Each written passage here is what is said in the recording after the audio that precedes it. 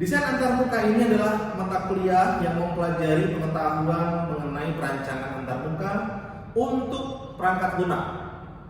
Apapun aplikasi yang ada di handphone kalian, di laptop kalian, selalu ada tampilan antarmukanya.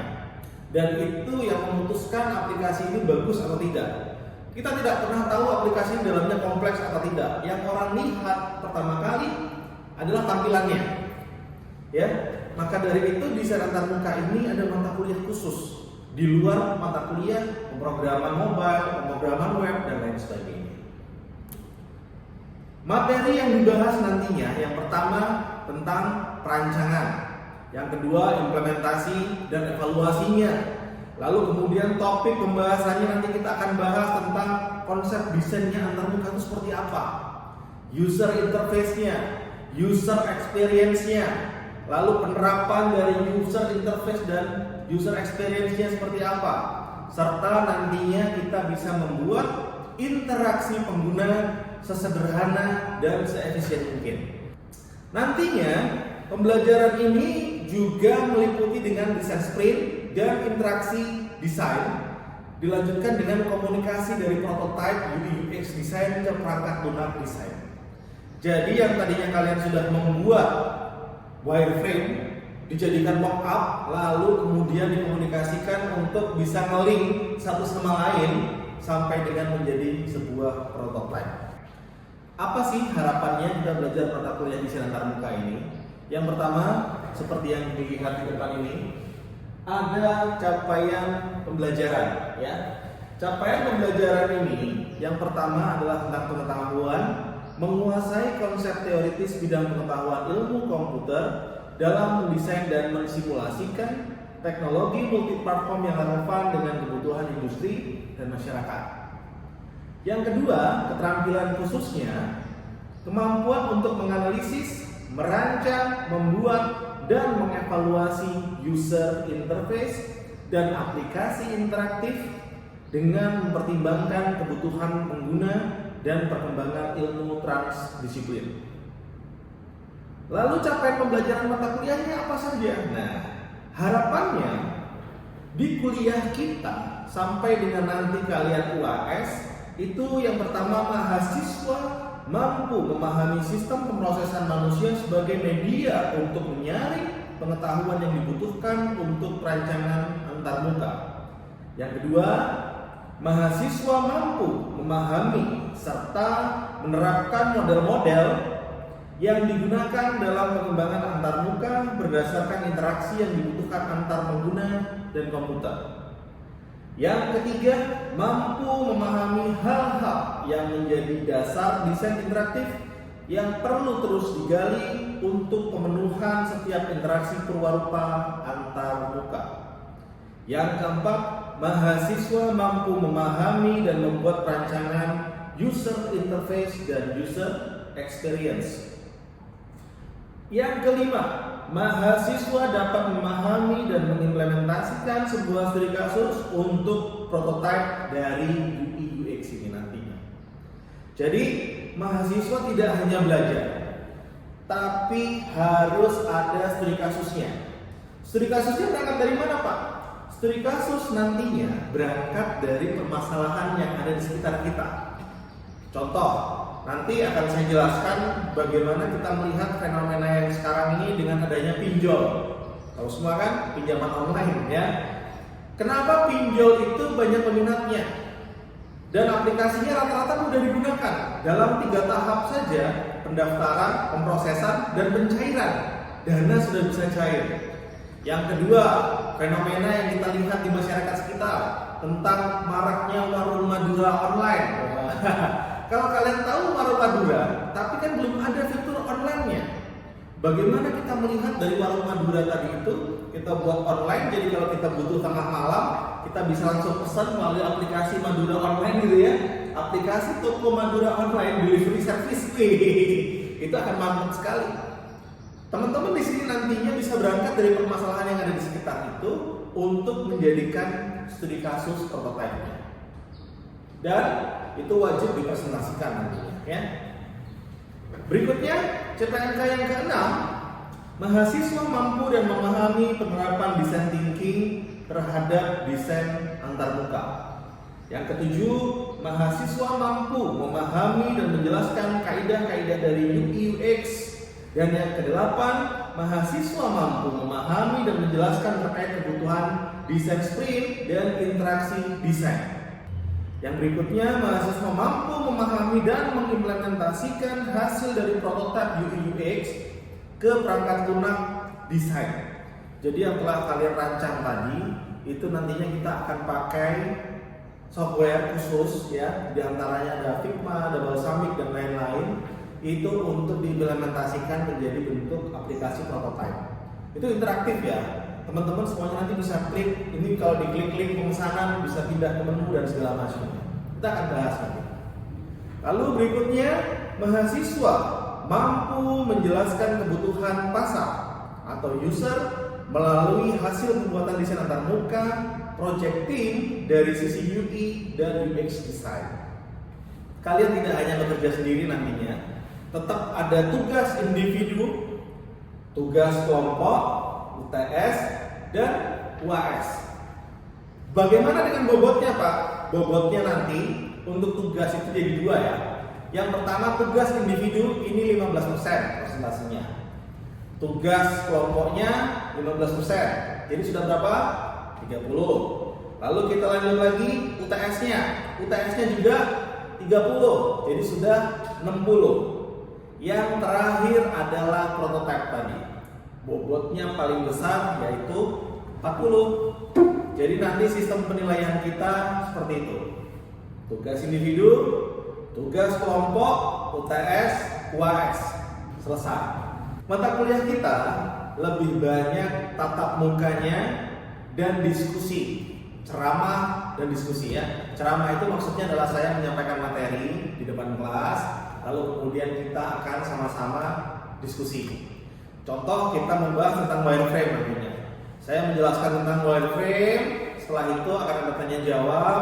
Setelah tanya jawab selesai, saya akan memanggil 1-2 mahasiswa saja untuk maju ke depan. Untuk maju ke depan, menjelaskan apa keresahannya membuat wireframe sederhana gitu ya. Untuk apa Pak ini semua dilakukan? Untuk evaluasi. Apa yang saya sudah jelaskan tadi, kalian paham tidak?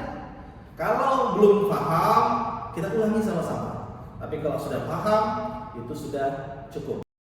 Pertemuan kita kali ini akan membahas tentang kaidah UI UX design.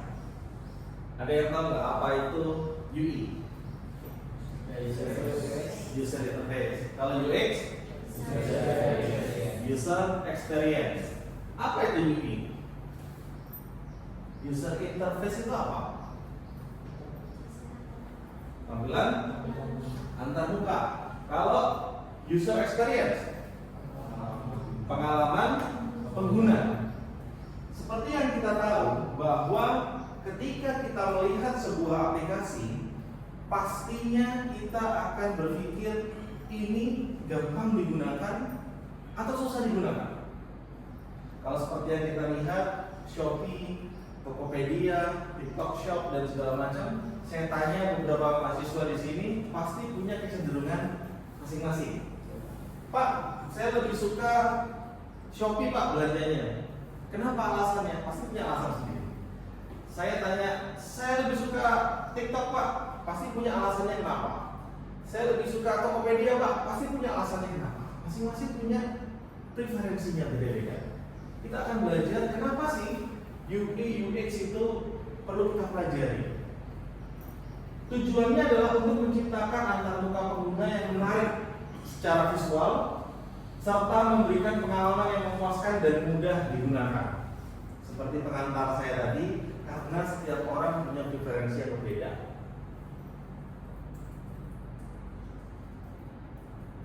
Kita lihat di sini. Social connected. Bagaimana kita terkoneksi dengan lingkungan sosial? Apalagi sekarang banyak sekali media sosial yang digunakan. Apa Pak yang mempengaruhi? Kita bisa lihat di sini.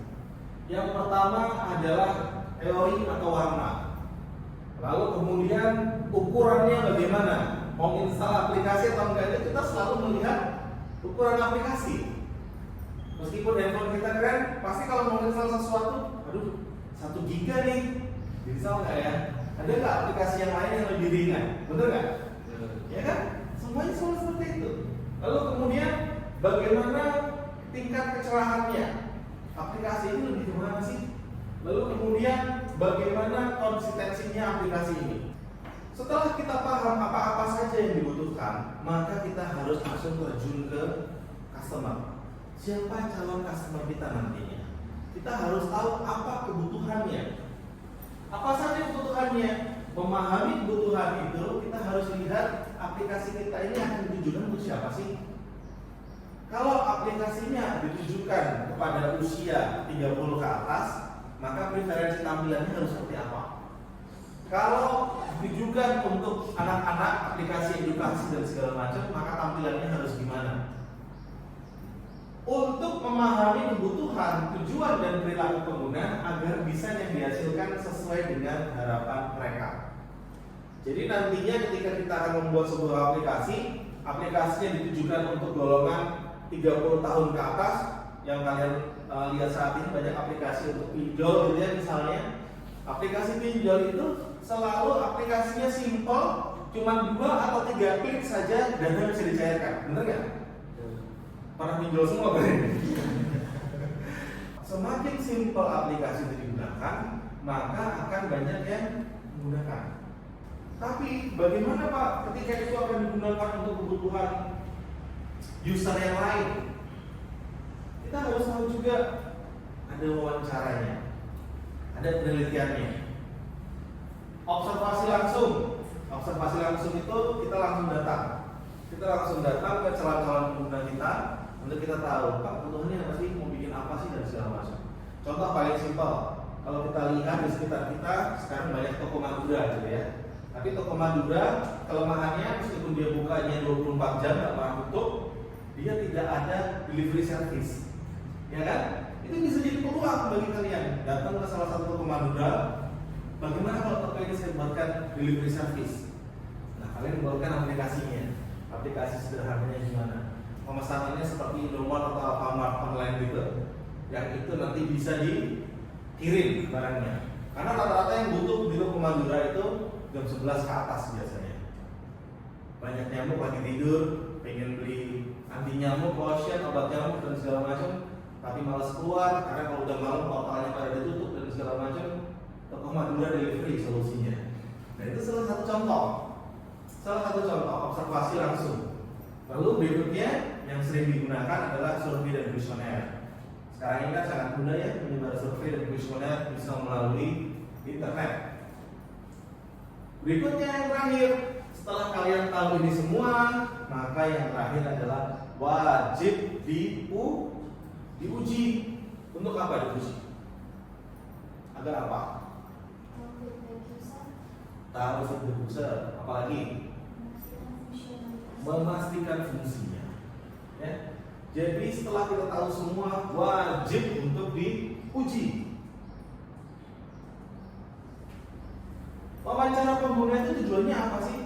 Menggali informasi mendalam mengenai pengalaman, kebutuhan, dan masalah yang dihadapi pengguna. Seperti yang saya contohkan di awal tadi. Langkah-langkahnya, pilih pengguna yang mewakili target audience. Kalian mau bikin toko online yang ada delivery-nya, tapi kalian pilihnya toko tentang laundry, nggak cocok, ya kan? Kalian mau bikin toko online untuk toko Madura tadi, kalian pilih contohnya bengkel online, nggak cocok juga.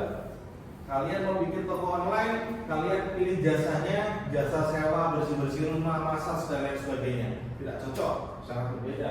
Jadi kalian harus tahu targetnya siapa, aplikasinya untuk apa. Susun daftar pertanyaan terbuka yang berfokus pada pengalaman pengguna. Butuhnya apa, inginnya bagaimana, dan direkam. Jangan lupa direkam. Kenapa Pak kok direkam? Kadang-kadang kita mencatat itu tidak sesuai dengan apa yang kita dengarkan. Terlalu banyak informasi yang kita dapatkan itu, kita mencatat oke, tapi maksudnya tidak seperti itu. Dengan adanya rekaman, kalian bisa mengingat lebih lanjut lagi. Benar nggak ya maksudnya seperti ini? Diputar lagi rekamannya. Oh iya. Lupa kenapa sih kita harus memastikan ini sebelum kita membuat sebuah aplikasi? Ada yang tahu nggak? Ada yang tahu nggak? Kenapa kita harus memastikan ini semua sebelum kita membuat sebuah aplikasi? Agar apa?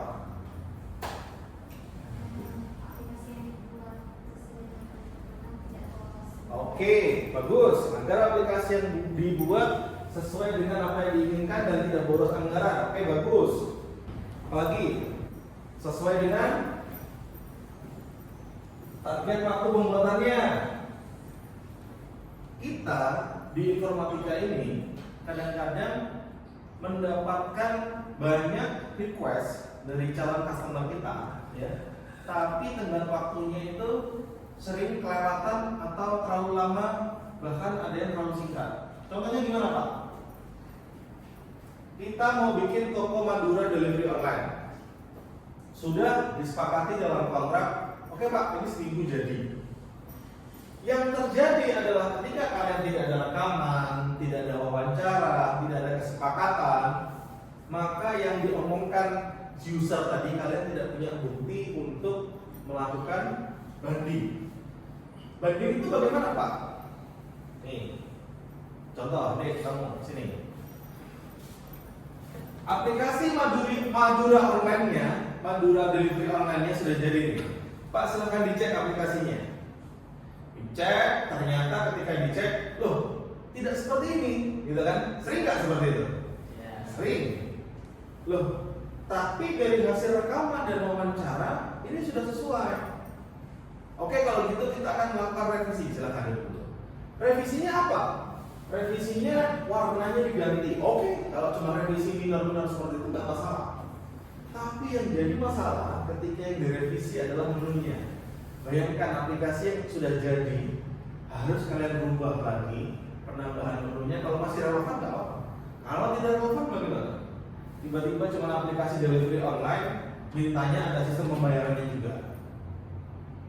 Itu tidak semudah menambahkan menu. Loh, kok nggak ada menu pembayarannya? Padahal aplikasi yang disepakati hanya delivery, kemudian sampai sana COD.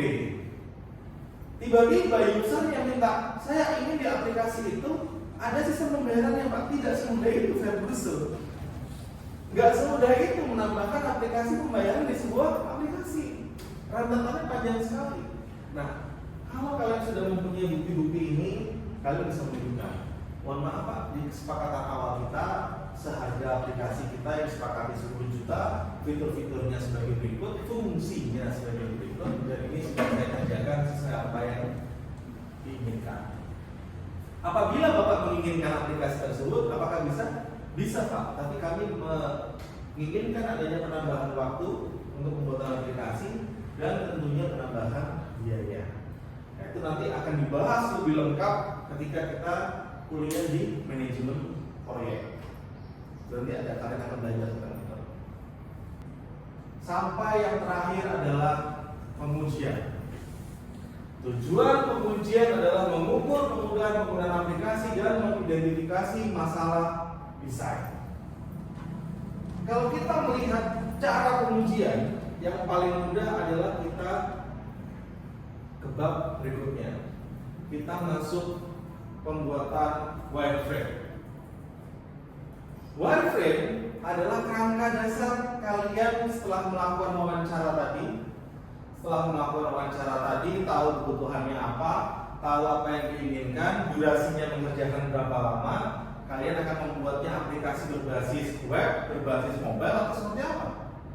Maka kalian buat rancangan awalnya. Rancangan awalnya berupa wireframe. Ini biasanya hanya sketsa dasar. Contoh, tadi kita bahas tentang warung Madura delivery online. Maka wireframe-nya bagaimana Pak? Simpel saja. Rata-rata semua masyarakat menggunakan handphone. Maka warung Madura online ini akan saya buat berbasis mobile. Ya. Menunya apa aja Pak? Yang pertama di sini ada menu untuk berbelanja. Yang di sini ada menu untuk melihat katalog profilnya. Yang di bawah sini bisa melihat untuk menu-menu profilnya. Profil tokonya bagaimana, bisa dipercaya atau tidak, jaraknya bagaimana. Berikutnya ada untuk sistem pembayarannya. Dan yang terakhir, menu untuk melakukan order. Wireframe secara singkat itu membuatnya seperti ini. Jadi hanya gambaran kerangka dasar kalian saja. Dan ini ditambahkan keterangannya. Ini untuk apa? Ini menu untuk apa? Ini menu untuk apa? Ini menu untuk apa? Dan ini untuk apa? Kalau kalian sudah bisa mengenali kebutuhan calon pelanggan, maka kalian sudah selesai dalam membuat wireframe. Sampai sini ada yang mau ditanyakan? Sudah cukup jelas? Baik. Kalau sudah cukup jelas, saya ingin perwakilan dari kalian untuk membuat wireframe dasar seperti yang saya contohkan. Tentunya bukan toko Madura dari Vioren ya, karena itu sudah saya buat. Silahkan masing-masing saya berikan waktu 5 menit untuk memikirkan ada masalah apa, ada keresahan apa yang ingin dibuat, wireframe-nya apa, bisa bercerita dulu ke teman-teman, lalu kemudian membuat wireframe-nya. Oke, saya beri waktu.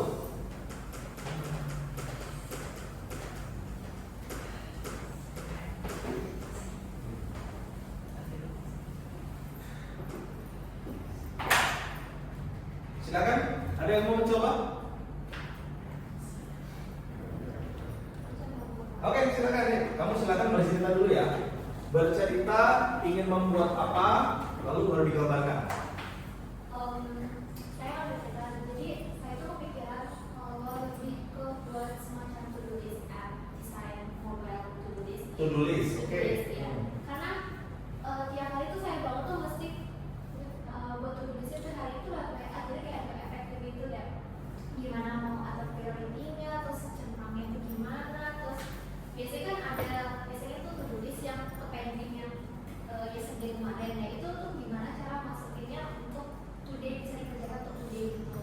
Jadi itu sih salah satu keresahan saya. Jadi kepikiran untuk buat friend to do list sih.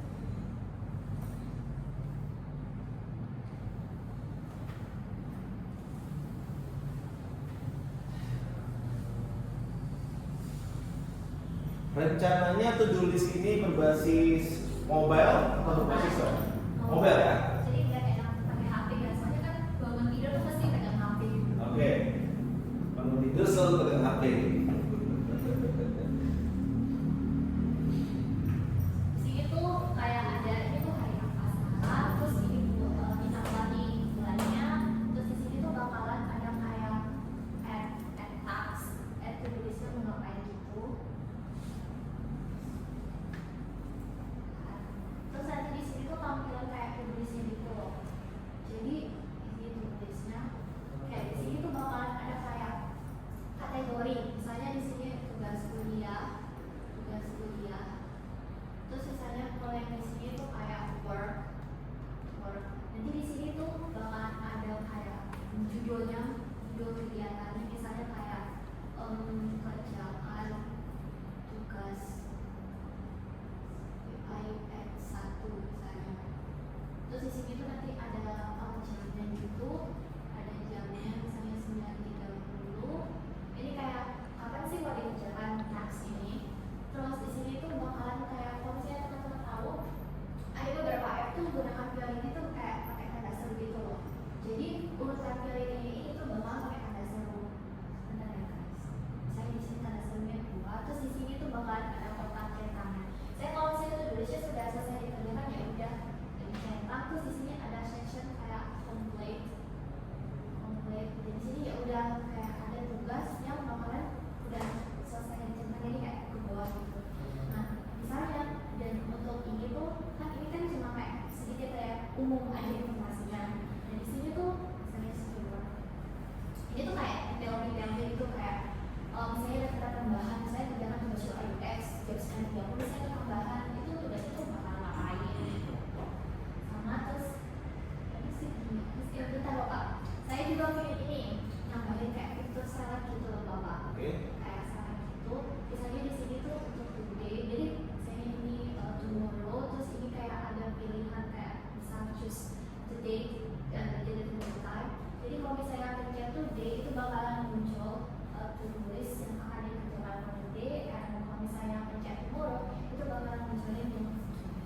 ikut pose foto kalian. Oke, contoh yang diberikan tadi tentang to-do list. Berangkat dari keresahannya sendiri. Apakah boleh Pak? Boleh. Kalau itu aplikasi dibuat untuk diri sendiri. Tapi ketika aplikasi dibuat untuk orang lain, maka kalian harus menjalankan langkah-langkah seperti yang kita bahas di materi-materi sebelumnya. Boleh aplikasi dibuat. Yuk, siapa lagi yang mau coba? Oke, silakan deh. Yuk. Silakan ceritakan dulu ingin membuat apa dan kenapa. Silakan. Oke, jadi saya mau bikin aplikasi tentang investasi itu. Aplikasi untuk investasi, oke. Iya. Nah, kenapa? Karena apa ya? Walaupun ada banyak aplikasi investasi itu, cuma mungkin kita juga bisa bikin aplikasi investasi yang lokal, yang nggak disaingi oleh aplikasi internasional. Oke. Ingin membuatnya berbasis apa? Berbasis mobile. Oke. Karena mayoritas orang itu lebih mudah aksesnya pakai mobile. Oke. Sama. Coba jelaskan bagaimana wireframe singkatnya. Oke, baik. Yang pertama di sini itu ada bagian logo, itu bagian aplikasi.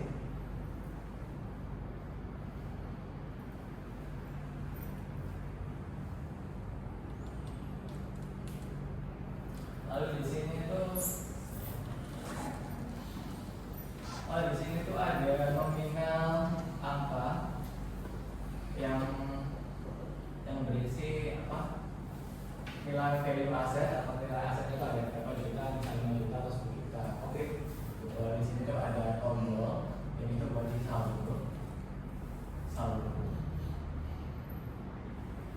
Lalu di sini tuh ada bagian news. Kita bikin hero section. Ada beberapa tombol, mungkin 5. Lalu di situ ada judulnya, judul berita. Dan di situ ada gambarnya, gambar apa ya? Gambar berita acara itu apa aja. Lalu di situ bagian sini tuh ada trending. Terus di sini tuh, nah kuncinya tuh ada di sini Pak. Di sini tuh ada macam-macam pilihan. Pilihannya untuk apa? Pilihan untuk jenis-jenis asetnya. Oke. Kalau di sini ada saham Indonesia, atau di sini ada saham Amerika, Oke. atau ada reksadana mungkin. Pilihan-pilihannya ya. Iya. Terus situ ada macam-macam asetnya. Dengan ini yang misalnya ada logo icon asetnya itu apa? Ya. Di situ ada nama asetnya, kode asetnya misal. Lalu di situ ada harga aset saat ini itu berapa rupiah, aset spesifik.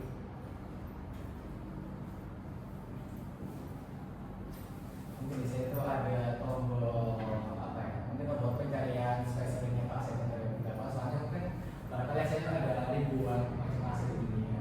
Kalau di sini tuh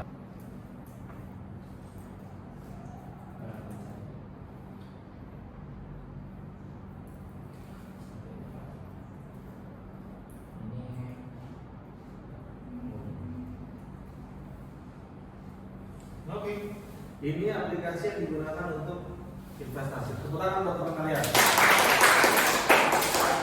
Di pertemuan berikutnya kita akan bahas wireframe apa saja, ide-ide dari teman-teman semuanya untuk bisa kita bahas dan kita lanjut ke materi berikutnya dari wireframe dirubah menjadi mockup. Kalau wireframe masih digambarkan sederhana seperti ini, di materi berikutnya kita akan masuk ke mockup untuk kita sudah mulai desain menggunakan aplikasi. Oke, sampai sini mau ada yang mau tanyakan? Cukup jelas? cukup. Oke, kalau gitu saya akhiri pertemuan kita kali ini. Wassalamualaikum warahmatullahi wabarakatuh. Waalaikumsalam.